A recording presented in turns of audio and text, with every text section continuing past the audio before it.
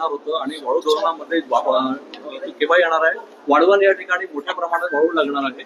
वाळू धरणासंदर्भात सरकार कुठपर्यंत पोहोचलेलं आहे? या आठवड्यामध्ये वाळू धोरण हे मंत्रिमंडळासमोर जाईल आणि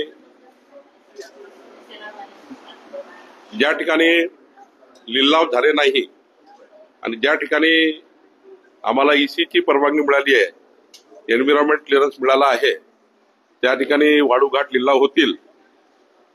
घरकुलांना 5 ब्रास रेती देण्याचाही मोफत रेती देण्याचा निर्णय महाराष्ट्र सरकारने घेतलेला आहे. माननीय मुख्यमंत्री देवेंद्र फडणवीस यांनी घेतलेला आहे. तर त्याचाही तरतूद आम्ही करणार आहोत. एकंदरीत जेवढी मागणी आहे तेवढी पुरवठा होईल असं वाळू धोरण आपण तयार करतो आहे. सोबतच एम सँड धोरण येत आहे, जे क्रश जे दगड खाणीवरनं तयार केलेली वाळू, जी वाळूचे क्रेशर्स मोठ्या प्रमाणावर या महाराष्ट्रामध्ये प्रत्येक जिल्ह्यामध्ये आम्ही यांना प्रमोट करतो आहे.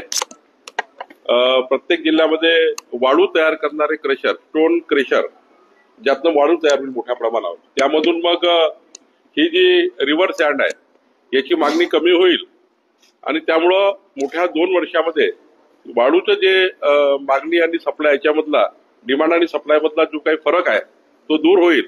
मोठ्या प्रमाणावर प्रत्येक जिल्ह्यामध्ये आता स्टोन क्रेशर लागणार आहे, त्यातून वाळू तयार होणार आहे. आज कुठल्या विषयावर तुम्ही बैठक घेता? उन्हाळा तापायला लागलेला नागपूर शहरातला पाणी पुरवठा नागपूर जिल्ह्यातला याबाबत बैठक. नागपूर जिल्हा, नागपूर शहरामध्ये आम्ही या ठिकाणी वॉटर स्केअरसिटीची बैठक घेतो आहे. कालही मी एक बैठक घेतली, परवा एक बैठक घेतली आणि या बैठकीतनं नागपूर शहराला पुरेसा पाणी मिळेल आणि जिल्ह्यामध्ये कुठे टँकर लावण्याची परिस्थिती येणार नाही याची काळजी आम्ही घेतो आहे. एक 37 कोटीचा आराखडा आम्ही तयार केलेला आहे आणि नागपूर शहरामध्ये 22 तारखेला मी पुन्हा एकदा शहराची बैठक घेणार आहे आणि यातनं नागपूर जिल्हा, अमरावती जिल्ह्याची पाणी टंचाई दूर करण्याचा, अमरावती जिल्ह्याचाही पाणी टंचाई आराखडा मी मंजूर केला आहे. त्यामुळे दोन्ही जिल्ह्यामध्ये, अमरावती जिल्हा, नागपूर जिल्ह्याचा जे टंचाई येणार नाही, स्केअरसिटी होणार नाही याची काळजी आम्ही घेतोय. संजय राऊत म्हणाले की एकनाथ शिंदे काँग्रेसच्या वाटेवर होते, अहमद पटेल यांच्याशी त्यांची दिल्लीत भेटही झाली होती. अहमद पटेल आज ते सांगायला नाही, पण त्यांचं असं म्हणणं आहे की भेट सुद्धा झाली होती पहाटेच्या वेळेला दिल्लीत. या राज्यामध्ये विकासाचे खूप प्रश्न शिल्लक आहेत.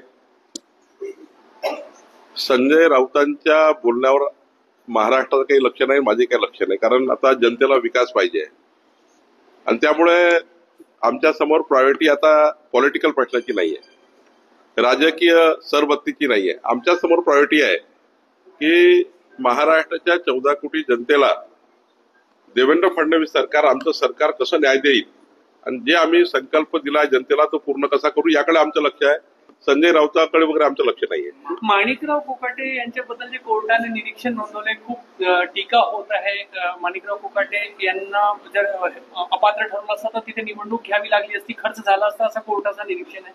लोक टीका होत आहे या गोष्टी. नाही, आता कोर्टाने काय त्या ठिकाणी जे काही टिप्पणी केली असेल त्यावरती मला सविस्तर वाचूनच बोलावं लागेल.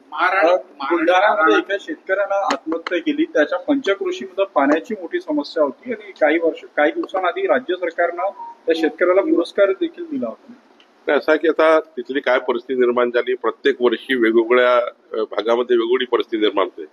कधी पाऊस असतो, कधी नसतो, कधी टंचाई असतं, कधी पूर्ण पाणी असतं. प्रत्येक वर्षी परिस्थिती बदलत असते त्या भागामध्ये.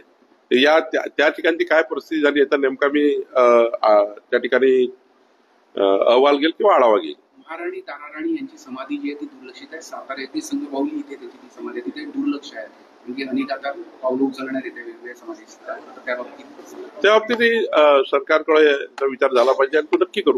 पंजाब के अमृतसर में मंदिर के ऊपर ग्रेनेड अटैक हुआ है, कैसे देखते हैं इसको? नहीं, ऐसी जो एक्टिविटी हुई है तो उसके लिए गंभीर स्वरूप से हमारी केंद्र सरकार, वहाँ की राज्य सरकार भी बड़े कदम उठाएगी और ऐसी ग्रेनेड से जो बॉम्ब हमला होता है या ग्रेनेड हमला होता है, इसके लिए पूरे देश में एक चिंता का वातावरण बनता है. मुझे लगता है सरकार पूरी तरह से जिन्होंने किया उनको ढूंढेगी और कार्रवाई करेगी.